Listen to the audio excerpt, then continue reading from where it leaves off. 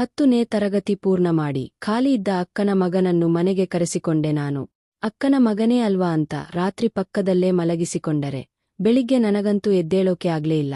ಅಸಲಿಗೆ ಏನಾಯ್ತು, ನನ್ನನ್ನು ಏನು ಮಾಡಿದ ಅಂತ ತಿಳ್ಕೊಳ್ಳೋಕು ಮೊದಲು ನಮ್ಮ ವಿಡಿಯೋಗೆ ಲೈಕ್ ಮಾಡಿ. ಇದು ನಿಜವಾಗಿಯೂ ನಡೆದ ಯಥಾರ್ಥ ಘಟನೆ. ನನ್ನ ಗಂಡ ಒಬ್ಬ ಬಿಜಿನೆಸ್ಮನ್ ಆಗಿರೋದ್ರಿಂದ ಮುಂಬೈಗೆ ಕೆಲಸದ ಮೇಲೆ ಹೋಗಬೇಕಾಗಿ ಬಂತು. ಮಕ್ಕಳು ಹಾಸ್ಟೆಲ್ನಲ್ಲಿ ಓದ್ತಿರೋದ್ರಿಂದ ಮನೆಯಲ್ಲಿ ನಾನೊಬ್ಬಳೇ ಇರ್ತಿದ್ದೆ. ತೋಡಿರ್ಲಿ ಅಂತ ಹೇಳಿ ಆಗಲೇ 10ನೇ ತರಗತಿ ಪೂರ್ಣ ಮಾಡಿ ಮನೆಯಲ್ಲಿ ಖಾಲಿ ಇದ್ದ ಅಕ್ಕನ ಮಗನನ್ನು ರಾತ್ರಿ ತೋಡಿರ್ತಾನೆ ಅಂತ ಹೇಳಿ ಕರೆದೆ. ಚಿಕ್ಕಂದಿನಿಂದಲೂ ಅವನಿಗೆ ನಾನೆಂದರೆ ಎಷ್ಟೋ ಇಷ್ಟ, ನನಗೂ ಅವನಂದ್ರೆ ಅಷ್ಟೇ ಇಷ್ಟವಿತ್ತು. ರಾತ್ರಿ ಮನೆಗೆ ಬಂದ ಅವನ ಜೊತೆ ಕಾಸೊತ್ತು ಮಾತನಾಡಿ ಊಟ ಮಾಡಿ ನಿದ್ರೆ ಮಾಡಬೇಕು ಅಂತ ಅಂದುಕೊಂಡೆವು. ನನಗೆ ರಾತ್ರಿ ಹೊತ್ತು ಮನೆಯಲ್ಲಿ ನೈಟಿ ಹಾಕಿಕೊಳ್ಳುವ ಅಭ್ಯಾಸ ಇತ್ತು. ಚಿಕ್ಕಂದಿನಿಂದಲೂ ಅವನು ನನ್ನ ಹತ್ತಿರದಲ್ಲೇ ಬೆಳೆದಿದ್ದಾನೆ. ಅದಲ್ಲದೆ ಅಕ್ಕನ ಮಗ ಆಗಿರೋದ್ರಿಂದ ನನಗೆ ಅವನ ಮುಂದೆ ಅದೆಲ್ಲ ನೈಟಿಯಲ್ಲಿರೋದು ಅಷ್ಟೇನೂ ಇದ್ದಂತ ಅನ್ನಿಸಲಿಲ್ಲ. ಊಟ ಮಾಡಿದ ನಂತರ ನಿದ್ರೆ ಮಾಡಬೇಕು ಅಂತ ಹೇಳಿ, ಬಾಬಾ ಇಲ್ಲವಲ್ಲ, ಇವತ್ತು ನೀನು ನನ್ನ ರೂಮಿಗೆ ಬಂದು ನಿದ್ರೆ ಮಾಡು ಅಂದೆ.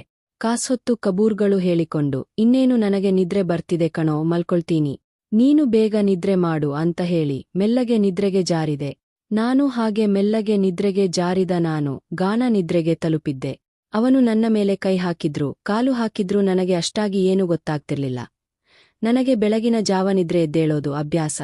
ಹಾಗೆಯೇ ನಿದ್ರೆ ಎದ್ದೇಳೋಕೆ ಪ್ರಯತ್ನಿಸ್ತಿದ್ದ ನನಗೆ ಯಾಕೋ ಶರೀರ ಪೂರ್ತಿ ಅಲಸಿಕೆ ಅನಿಸ್ತಾ ಇತ್ತು. ಮೇಲೆ ಎದ್ದೇಳೋಕೆ ಆಗ್ತಿರ್ಲಿಲ್ಲ. ನನಗೆ ಯಾವಾಗಲೂ ಹೀಗನಿಸಿಲ್ಲ. ಪಕ್ಕದಲ್ಲಿದ್ದ ಅವನನ್ನು ನೋಡಿದರೆ ದುಪ್ಪಟಿ ಹೊದ್ದುಕೊಂಡು ಗಾಢ ನಿದ್ರೆಯಲ್ಲಿ ಇದ್ದಾನೆ ಅನಿಸ್ತಿತ್ತು.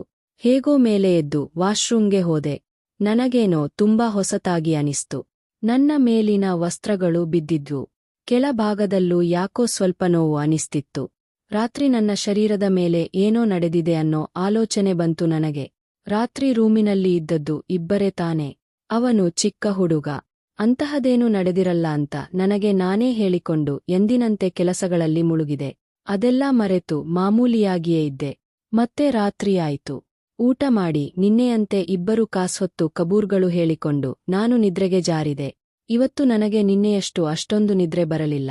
ಸ್ವಲ್ಪ ಮೆಲುಕುವಿನಲ್ಲೇ ಇದ್ದೆ. ಇಷ್ಟರಲ್ಲಿ ಅವನ ಕೈ ನನ್ನ ಭುಜದ ಮೇಲೆ ಬಿತ್ತು. ನಾನೇನೋ ನಿದ್ರೆಯಲ್ಲಿ ಹಾಕಿರ್ತಾನೆ ಬಿಡು, ಚಿಕ್ಕಪ್ಪನ ಮಗನಲ್ಲವೇ, ಚಿಕ್ಕಂದಿನಲ್ಲಿ ಹೀಗೆಯೇ ತಾನೇ ನಿದ್ರೆ ಮಾಡ್ತಿದ್ದ ಅಂತ ಹೇಳಿ ಪರ್ವಾ ಮಾಡ್ಲಿಲ್ಲ ನಾನು. ಇಷ್ಟರಲ್ಲಿ ಆ ಕೈ ಮೆಲ್ಲಗೆ ನನ್ನ ಭುಜದ ಮೇಲಿಂದ ಕೆಳಗೆ ಬರೋದು ನನಗೆ ಗೊತ್ತಾಯ್ತು. ನಾನು ಪಕ್ಕಕ್ಕೆ ಸರಿಸಿದೆ. ಕಾಸೊತ್ತಿನ ನಂತರ ಮತ್ತೆ ಆ ಕೈ ಹಾಗೆಯೇ ನನ್ನ ಮೇಲೆ ಬಂದು ಮತ್ತೆ ಹಾಗೆಯೇ ಮಾಡ್ತಾ ಬಂತು. ತಕ್ಷಣ ಕಣ್ಣು ತೆರೆದ ನಾನು ಅವನ ಕಡೆಗೆ ತಿರುಗಿ, ಏನು ಮಾಡ್ತಿದ್ದೀಯಾ ಕಣೋ?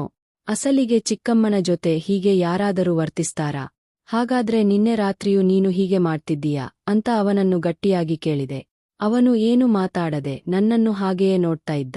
ಏನೋ ಕಣೋ, ನಾನು ಇಷ್ಟೆಲ್ಲ ಕೇಳ್ತಿದ್ದರೂ ನೀನು ಏನು ಮಾತಾಡದೆ ನನ್ನನ್ನು ಹಾಗೆಯೇ ನೋಡ್ತಾ ಇದ್ದೀಯಾ? ಇರು, ನಿಮ್ಮಪ್ಪನಿಗೆ ಖೋನ್ ಮಾಡಿ ಹೇಳ್ತೀನಿ ಅಂತ ಅವನನ್ನು ಬೆದರಿಸಿದೆ. ಆಗಲೂ ಅವನಿಗೆ ಭಯವಾಗಿ ಕಣ್ಣಲ್ಲಿ ನಿಧಾನವಾಗಿ ನೀರು ಬರೋದನ್ನ ನಾನು ಗಮನಿಸಿದೆ. ತಪ್ಪು ಕಣೋ, ದೊಡ್ಡವರ ಜೊತೆ ನೀನು ಹೀಗೆ ಮಾಡಬಾರದು. ನಾನು ನಿನಗೆ ಚಿಕ್ಕಮ್ಮ ಆಗ್ತೀನಿ ಅಂದ್ರೆ ಅಮ್ಮನ ನಂತರ ಅಮ್ಮ. ನನ್ನಂತವಳ ಜೊತೆ ನೀನು ಹೀಗೆಲ್ಲ ಮಾಡಬಹುದಾ ಅಂತ ನಿಧಾನವಾಗಿ ಹೇಳಿ ನೋಡಿದೆ. ಓಹ್, ಅಮ್ಮನ ನಂತರ ಅಮ್ಮ ಆಗ್ತೀಯಾ ಅಂತ ಹೇಳಿ ನಮ್ಮಪ್ಪನ ಜೊತೆ ನೀನು ಸಂಬಂಧ ಇಟ್ಟುಕೊಂಡಿದ್ದೀಯಾ ಅಂತ ಕೇಳಿದ ಅವನು. ನನಗೆ ಒಂದೇ ಸಲ ಮತಿ ಹೋಯ್ತು. ಏನು ಮಾತಾಡ್ತಿದೀಯಾ? ಇಂತಹ ಮಾತುಗಳು ಮಾತಾಡುವಷ್ಟು ದೊಡ್ಡವನಾಗಿ ಬಿಟ್ಟಿದ್ದೀಯಾ ಅಂತ ಅವನ ಮೇಲೆ ಗಟ್ಟಿಯಾಗಿ ಅರಚಿದೆ. ಅಮ್ಮ ಮನೆಯಲ್ಲಿಲ್ಲದಿದ್ದಾಗ, ಬಾಬಾಯಿ ಊರಿಗೆ ಹೋಗಿದ್ದಾಗ ನೀನು ಅಪ್ಪ ಸಿಗೋದನ್ನ ನಾನು ನೋಡಿದ್ದೆ. ಚಿಕ್ಕಮ್ಮ ನಿನಗೆ ಸಂಬಂಧಗಳನ್ನ ನೋಡೋದು ತಪ್ಪು ಅನಿಸಲಿಲ್ಲ. ಆದ್ರೆ ನಾನು ಕೈ ಹಾಕಿದ್ರೆ ನಿನಗೆ ತಪ್ಪು ಅನ್ನಿಸ್ತಿದೀಯಾ? ಅಕ್ಕನ ಗಂಡನನ್ನು ಮತ್ತೊಬ್ಬ ತಂದೆಯ ಸ್ಥಾನದಲ್ಲಿ ನೋಡಬೇಕು ಅಂತ ಹೇಳಿ ಎಷ್ಟೋ ಮಾತುಗಳನ್ನು ಹೇಳಿದ ನಿಮ್ಮಂತ ದೊಡ್ಡವರೇ ಹೀಗೆ ಒಬ್ಬರ ಜೊತೆ ಒಬ್ಬರು ಸಂಬಂಧಗಳನ್ನು ಇಟ್ಟುಕೊಂಡು ನೀಚವಾಗಿ ವರ್ತಿಸ್ತಿದ್ದೀರಿ. ಹಾಗಾದ್ರೆ ನಿಮ್ಮನ್ನ ನೋಡಿ ಬೆಳೆಯೋ ಮಕ್ಕಳಾದ ನಮಗೆ ಒಳ್ಳೆಯದು ಕೆಟ್ಟದು ಅನ್ನೋದು ಹೇಗೆ ಗೊತ್ತಾಗುತ್ತೆ? ಮಕ್ಕಳಿಗೆ ಒಳ್ಳೆಯದು ಕೆಟ್ಟದು ಕಲಿಸಬೇಕಾದ ನೀವು ಸಂಬಂಧಗಳನ್ನು ಇಟ್ಟುಕೊಂಡು ಏನು ಕಲಿಸೋಕೆ ನೋಡ್ತಿದ್ದೀರಿ? ಅಸಲಿಗೆ ನೀನು ಸಂಬಂಧ ಇಟ್ಟುಕೊಂಡು ಸಂತೋಷವಾಗಿದ್ದೀಯಾ? ಆದ್ರೆ ಅಲ್ಲಿ ನಿನ್ನ ಅಕ್ಕನ ಬಗ್ಗೆ ಒಂದು ಸಲನಾದ್ರೂ ಯೋಚಿಸಿದೀಯಾ? ನಮ್ಮಪ್ಪನ ಜೊತೆ ನಿನ್ನನ್ನು ಹಾಗೆ ನೋಡಿದ ಮೇಲೆ ನನಗೆ ತುಂಬಾ ಕೋಪ ಬಂತು. ಆಮೇಲೆ ನಿಜ ಹೇಳಬೇಕೆಂದರೆ ನೀವು ಮಾಡಿದ್ದನ್ನ ನೋಡಿದಾಗ ನನ್ನಲ್ಲಿ ಆಸೆಗಳು ಕೂಡ ಮೂಡಿದ್ವು. ಆ ಆಸೆಯಿಂದಲೇ ನೀನು ಪಕ್ಕದಲ್ಲಿದ್ದಾಗ ನನ್ನನ್ನು ನಾನು ಕಂಟ್ರೋಲ್ ಮಾಡಿಕೊಳ್ಳೋಕೆ ಆಗ್ಲಿಲ್ಲ. ನಿನ್ನೆಯೂ ಕೂಡ ನಾನು ನಿನ್ನ ಜೊತೆ ತಪ್ಪು ಆಗಿ ವರ್ತಿಸಬೇಕು ಅಂತ ಅಂದುಕೊಂಡಿರಲಿಲ್ಲ. ನಿನ್ನ ಶರೀರವನ್ನು ಮಾತ್ರ ಮುಟ್ಟಿದೆ. ಆದರೆ ಆಮೇಲೆ ತಪ್ಪು ಅನಿಸಿ ನಾನೇ ಮತ್ತೆ ತಿರುಗಿ ಮಲಗಿಕೊಂಡೆ. ದೊಡ್ಡವರು ನೀವೇ ತಪ್ಪುಗಳನ್ನು ಮಾಡ್ತಾ ನಮ್ಮಂತಹ ಮಕ್ಕಳಿಂದಲೂ ಮಾಡಿಸ್ತಿದ್ದೀರಿ ಅಂತ ಅವನು ನನ್ನ ಜೊತೆ ಮಾತಾಡಿದ ಮಾತುಗಳು ನನಗೆ ನಿಜಕ್ಕೂ ಮತಿಹೀನಳನ್ನಾಗಿ ಮಾಡಿದ್ವು. ಇಷ್ಟು ಚಿಕ್ಕ ವಯಸ್ಸಿನಲ್ಲಿ ಅವನಲ್ಲಿ ಆಸೆಗಳು ಮತ್ತು ಆಲೋಚನೆಗಳು ಹುಟ್ಟೋಕೆ ಕಾರಣ ನಾವೇ ತಾನೆ. ನಿಜ, ನನಗೆ ನನ್ನ ಭಾವನ ಜೊತೆ ಸಂಬಂಧ ಇದೆ. ಅದು ಕೆಲವು ಕಾರಣಗಳಿಂದ ಹಾಗೆ ಆಗಿಹೋಯಿತು. ಆದರೆ ಇದೇ ವಿಷಯ ಮನೆಯಲ್ಲಿ ಗೊತ್ತಾದ್ರೆ ಏನಾಗುತ್ತೆ ಅನ್ನೋ ಆಲೋಚನೆ ಮಾಡಿರಲಿಲ್ಲ. ಈಗ ಗೊತ್ತಾಯ್ತು ನಾವು ಮಾಡಿದ ಆ ತಪ್ಪು ಏನು ಅನ್ನೋದು. ನಿಜ, ದೊಡ್ಡವರು ಏನು ಮಾಡ್ತಾರೋ ಮಕ್ಕಳು ಅದನ್ನೇ ನೋಡಿ ಕಲಿತಾರೆ ಅಲ್ವಾ. ಹಾಗೆಯೇ ನಾವು ಸಂಬಂಧಗಳನ್ನು ನೋಡದೆ ಇಟ್ಟುಕೊಳ್ಳೋ ಸಂಬಂಧಗಳಿಂದ ಮಕ್ಕಳು ಹಾಳಾಗಿ ಮನೆಯವರ ಮೇಲೆಯೇ ಆಸೆಗಳು ಹುಟ್ಟುವಂತೆ ತಯಾರು ಆಗ್ತಿದ್ದಾರೆ. ಇದರಲ್ಲಿ ತಪ್ಪು ಅನ್ನೋದು ದೊಡ್ಡವರ ಬಳಿಯೂ ಇದೆ ಅಲ್ವಾ. ಹೊರಗೆ ಸಂಬಂಧಗಳಿಲ್ಲದೆ ಇಟ್ಟುಕೊಂಡ ಸಂಬಂಧಗಳಿಂದ ಮನೆಯಲ್ಲಿ ಮಕ್ಕಳು ಹಾಗೆಯೇ ತಯಾರು ಆಗ್ತಿದ್ದಾರೆ ಅಂತ ಅನಿಸಿ ಒಂದು ಕಥೆಯಾಗಿ ಇದನ್ನು ನಿಮ್ಮ ಮುಂದೆ ತಂದಿದ್ದೀನಿ. ಏನಾದರೂ ತಪ್ಪು ಮಾತಾಡಿದ್ರೆ, ಕೀಳು ಮಾಡಿ ಮಾತನಾಡಿದ್ರೆ ನನ್ನನ್ನು ಕ್ಷಮಿಸಿ.